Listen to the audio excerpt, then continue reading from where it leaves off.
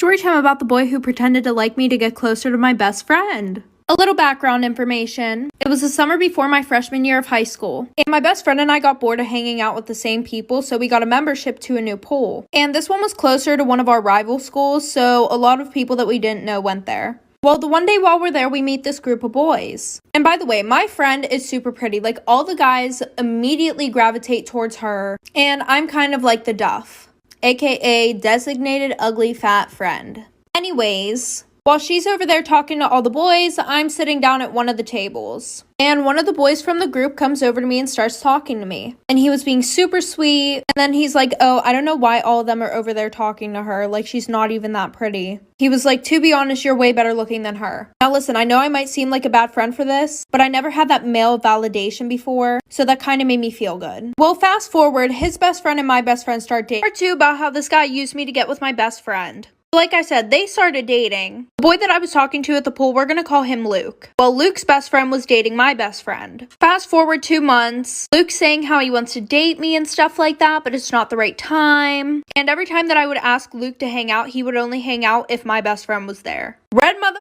flag alert, bitch. Anyways, I didn't see that red flag. So Luke and his best friend go to this party. And apparently I was told that there was this girl there that was really hot. And Luke was saying to his best friend, oh, you should hook up with her. She's totally into you. Your girlfriend won't find out because she doesn't even know any of the people at this party. So he hooks up with the girl there. Then Luke calls me and says, OMG, like he cheated on your best friend. So I immediately call my best friend to tell her. And because she likes to talk to Luke about all her problems, she calls him. So he goes over there to comfort her. I didn't hear anything from them till a week after. My best friend posted him on her story and goes, my new boo. Story time, my parents found out that I was dating a white boy. So a little background information. My parents are super strict, especially my dad. And on top of that, my dad thought that races should not mix. One of his sayings was, you don't see a blue jay a pigeon, aka white people and black people should not be together.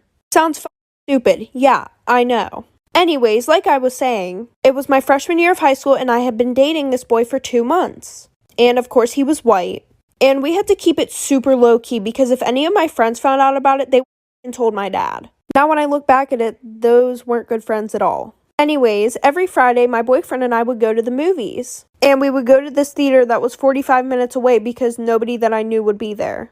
The only person that knew that I was dating a white boy was my sister. Well, the one day after the movies, I couldn't get a ride home, so I had to get a ride home with him and his family. And as soon as I pulled up, my parents were waiting outside. Part 2 about how my parents found out that I was dating a white boy. So like I said, my sister couldn't come pick me up, so I had to get a ride with him and his family. And what do you know, as soon as we pull up to my house, my dad is standing on the porch waiting for me. So I told his parents to drive around the block one more time while I called my sister and told her to distract my dad. So as we're driving up to my house again, I see that my dad isn't on the porch. So I run into the house before he could see me getting out of a white boy's car. So a few months go by and we're still dating, very low key. And the one night at 3 in the morning, I get woken up by my sister. And she says, you better delete any pictures that you have of you and you know who off your phone. And you better come up with the story right now. Because one of your friends took pictures of you walking with him in the hallways and kissing him behind the stairwell at school. So after I deleted everything off my phone, a few seconds later, my dad came into my room screaming his head off. He was so mad. I ended up getting my ass beat, and I also got grounded from my phone for 4 months. But after that, my mom ended up leaving my dad, and then him and I got back together. It was like 2 a.m. and I was awake. I remember hearing running in the front yard, but I was really confused because my mom was sleeping, my dad was sleeping, everyone was sleeping. So then I went to go check it out to see like what the frick was going on. I remember looking out to the front yard and I saw this guy with a black mask and he shattered my dad's car window and he was like stealing everything. So I remember I like didn't know what to do. So then I just yelled like, stop, what are you doing? And so I don't think anyone heard because all of our rooms are far from like the front door and the kitchen and everyone's a heavy sleeper. So after I yelled, the robber comes closer and he's like, okay, I'll stop stealing stuff. Just like shake my hand, promise me that you won't tell anyone. This is the best part. I believed him and I was going in for a handshake, right? The robber walks closer to me because I thought we were gonna have a friendly handshake, whatever, like I saved the day. No, he literally pepper sprays me. Like I really thought I was gonna be Superman. I guess couple years ago, I went to a party with my brother. So my brother and I walk into the house where the party is, then the party host comes up to us and he's like, hey guys, go pick a cup. And so we go pick a cup. There was like a pink cup, a red cup, a gold cup. I didn't think much of it, so I just grabbed the pink cup. I didn't really know that many people at the party, so I just got my pink cup, got some water, went to go sit down in the living room. It was alone, it was dark. I was like, this is perfect. I love being alone. Actually, no, I don't. I just don't have friends, but it's okay. So as I'm just like sitting down in the darkness alone, this random guy just comes and sits really close to me. So then the guy randomly just like taps me on the shoulder. He's like, look at my pants. And I was like, oh, nice jeans, whatever. And he's like, no, look. And so I look closely and, you know, his pickle down there is like sticking up. Like, oh my God. I was like, dude, no, like, no. And he's like, but you got the pink cup. And I was like, yeah. He's like, the pink cup means you're down to smash whenever. Like, what? You said what? Story time of how I had an affair with my brother-in-law. By the way, I was 12 and he was 22. This happened a while back. I'm now 16. At the time, I was 12. I barely got on social media. I wasn't really supposed to have it, but I still had an account. So at a family party, I asked my brother-in-law if I could use his phone to go onto my account. He gave me his phone, but when I gave it back, I realized I forgot to log out. And I was, of course, texting other guys. And he obviously saw the conversations and read all of the messages between me and the guys, which I believe made him give hints to me. And he started talking to me, but I didn't really notice at the time. There were times when I did see him and he'd get very touchy. I would tell him to stop, but he told me if I ever told anyone about us, he was going to tell everyone, including my parents, that I was talking to other guys on social media. I didn't want to get in trouble, so I didn't say anything. This is part 2 of how I had an affair with my brother-in-law. By the way, I was 12 and he was 22. So, like I said earlier, he threatened to basically tell everyone that I was talking to other guys on social media if I told anyone about what was going on between us. I was scared because I wasn't allowed to have social media, so I played this game.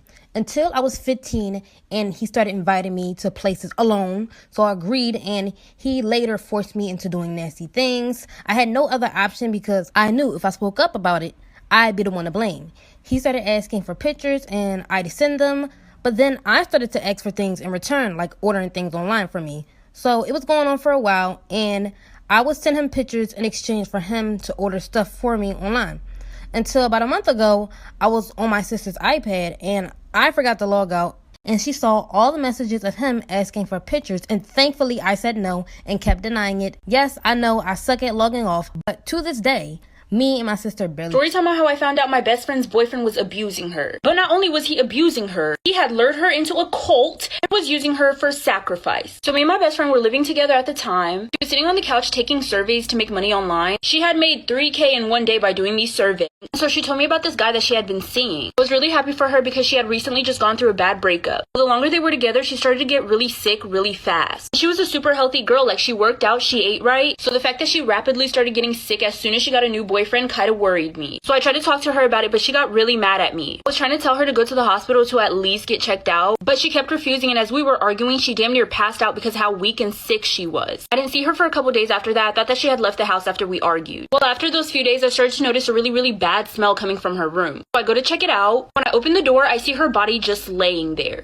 covered in satanic symbols, the circle with the star in the middle, and there was blood coming out of her mouth. Part 2 of how I found out my best friend was getting abused by her boyfriend and how he lured her into a cult to use her for sacrifice. So like I said, I walked into my best friend's room and her body was just laying there. She was covered in satanic symbols and had blood coming out of her mouth. I thought that she had left the house after we argued and went to stay with someone else. I didn't see her coming in and out of the house and she wasn't texting me. We did get into an argument and I thought she wasn't talking to me because she wanted to cool off. So I immediately called the police. I took her to the hospital and they also looked around her room and around the house. Well, when they looked around her room, they had found chewed up dead rats in her closet. They had found out that it was her eating those dead rats when she had went to the hospital and they found it in her system. She ended up being in a coma. The police seemed really suspicious of me and was asking me a lot of questions. It does make sense because I was the last person to be seen with her. Well, a few days later, I get a knock on my door. It's the police. They arrested me on suspicion of trying to kill my own best friend. But not because they were suspicious of me, but because my best friend's boyfriend had told the police, my best friend had told him, she had overheard a conversation while I was on the phone about me trying to get rid of her for good. Part 3 of how I found out my best friend was getting abused by her boyfriend and he had lured her into a cult to use her for sacrifice. The police had showed up at my house and had arrested me for suspicion of trying to murder my own best friend. Because my best friend's boyfriend had told them that I had a plan to get rid of her for good. So police took me into custody. Apparently my best friend's boyfriend had evidence against me, which was a note that she had written saying that I had a plan to get rid of her, which she had given to her boyfriend who didn't know what to do with it until now. She had signed that note. They had checked the signature, handwriting, and the way that the letter was written with her parents just to make sure that it was really her. And her parents said, yes, this is 100% her. Mind you, I was completely innocent. Whatever she wrote in this letter was not true. My best friend is not the type to make up lies like that, especially about people who are really close to her. That's when I knew that her boyfriend definitely did something. Well, a miracle happened, child. A miracle happened. My best friend woke up from her coma. She said she was done being brainwashed by her boyfriend and she was ready to tell the police everything about the truth. Part 4, how I found out my best friend's boyfriend was abusing her and lured her into a cult to use her for sacrifice. So while my best friend's boyfriend is trying to tell everybody that I tried to kill my own best friend, she woke up from her coma. She was ready to tell police everything. She said she had met him in the library and they were looking for the exact same book. They started talking, he asked her out on a date, and everything was good from there. He was actually really sweet. He spoiled her, gave her everything that she wanted, and then he started inviting her to these therapy meetings. In these meetings, they would do satanic rituals. They would literally do chants and draw satanic symbols all over their body. And obviously this wasn't her thing, so she told her boyfriend that she didn't want to go to those meetings anymore. Well, that's when he started abusing her and saying things like, I buy you every single thing that you want and this is how you're gonna treat me. She was so blindly in love with him that she kept going to these meetings. And she never told anyone because she was scared of what he would do. Well, she started to get more and more uncomfortable around him and he started to notice that. And in one of these meetings, they said that they would need a volunteer to eat dead rats for a sacrifice. Her boyfriend offered for her to do it. Part 5 of how I found out my best friend's boyfriend was abusing her and tried to lure her into a cult to use her for sacrifice. So like I said, her boyfriend was taking her to these meetings. It was a cult. And in one of the meetings, they needed somebody to eat dead rats for a sacrifice. And her boyfriend basically offered up his girlfriend, my best friend. What the sacrifice was for, I have no idea. Anyway, so yeah, she's eating the dead rats and shit. And basically eating all these dead rats was supposed to like kill her. And he basically told her if he didn't eat the dead rats, then he would get his guys from the meeting to do something to her. Well, eventually the day of the sacrifice came. So one day he forced her to write the note. He was the one who forced her to write it. She didn't write it herself willingly. To basically say that it was me who put her in a coma when it was actually him, so he didn't get in trouble. They arrested him and he went to jail. So in 5th grade, my sister was dating this guy named Isaiah. And I know 5th grade is really young, but they actually ended up dating for like 5 months. Anyway, so Valentine's rolls around and my sister gets Isaiah this beautiful box of chocolate. And it was a low-key bougie kind of chocolate. You know, that chocolate that tastes really good. So she gets to school and Isaiah got her some chocolate too. So she was like, okay. So she's really happy about it. And then she goes to eat it and realizes that it tastes like shit. And her being in 5th grade, she was really offended by this. Like, wow, you really got me some shitty chocolate. So at recess, she was crying and crying and crying, and she was really upset about it. So anyway, she gets on the bus, and I sit next to her, and she's just crying about it. She's like, I don't know what to do. Like, this is so rude. And I was like, it'll be okay. Like, he's a bad boyfriend, this and that. So we get to our bus stop, and we're getting off the bus, and my sister collapses on the floor and starts screaming and crying. And my bus driver looks at her and goes, what is wrong with you? And I go with my 5th grade lisp, boy problems. Story time of how I found out that there was a guy living in my attic. I'm even pretty sure there's a couple articles on this. So basically living in the house was me, my mom, my dad, and my younger sister. This story ends up taking a huge twist, so just stay tuned for that. Also, keep in mind that my boyfriend's name at the time was Jacob. When I first started to notice that there was somebody else in my house was when I first started dating Jacob. Mind you, the only time anybody in my entire family has ever been in the attic is the first 2 months that we lived there. And it was only once or twice, and we never seen anything up there. So we would notice that bits of our food would go missing, and every time we packaged leftovers, the leftovers in the Tupperware that we packaged the leftovers in would just completely disappear. And a bunch of my stuff would always go missing. For example, 2 of my pillows and 4 of my blankets gone missing, and my shoes and my clothes, and even my underwear. So one day my boyfriend came over and he left around 1 a.m. So the rest of my family was sleeping. Also, I have the whole entire upstairs to myself, and my mom, dad, and my sister sleeps downstairs. Part 2 of how I found out that there was a guy living in my attic. Continuing with the story, I go downstairs and I walk my boyfriend out to the car. Of course, trying to be quiet because the rest of my family is sleeping. So I go back upstairs. Mind you, I have the whole upstairs to myself. And then I go to the bathroom and there was pee in the toilet. And on the wall in front of the toilet, it said Jacob was here with a heart. So I took a picture of it and I posted it on my private story because I just thought it was funny and cute at the same time. And he slid up and said, what? And then he swore up and down that it wasn't him. So anyways, it freaked me out at first, but at the same time, I didn't really care. So I didn't really pay any mind to it. So to speed the story up, my dad had to go in the attic for something, and he found an actual mattress covered in insulation. And in the corner, he found a guy. The guy looked very sickly, skinny, but scary at the same exact time. So, of course, my dad called 911 right away, and the guy admitted to stealing our food, stealing my underwear, stealing things out of my room, basically stealing from us overall, stealing our food, etc. I'm running out of time, but he ended up being a wanted criminal, but he's in jail now, so yeah.